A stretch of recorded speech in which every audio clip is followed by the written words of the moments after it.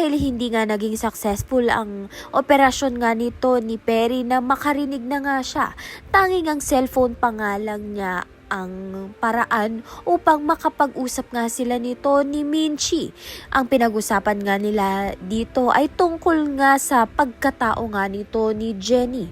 Kaya naman nga't nang mabasa nga ni Jenny ang napag-usapan nga nito ni Perry at ni Minchi, nakumpirma nga niya na totoo ang sinasabi sa kanya nito ni Amelia na hindi nga tunay na ama ni Jenny itong si Perry, na ang tunay ngang ama nito ni Jenny ay ito ngang si Dio, ang anak nga ni Amelia.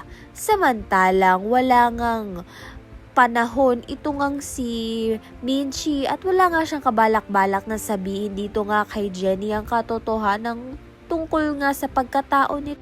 Kaya naman nga't dahil nga nagmamadali na nga itong si Amelia na ayusin na nga ang lahat dahil nga meron nga siyang malubhang sakit.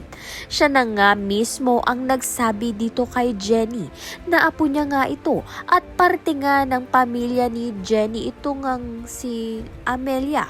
Kaya naman nga't yan at iba pa ang dapat nating pakaabangan. Maraming salamat sa iyong panonood.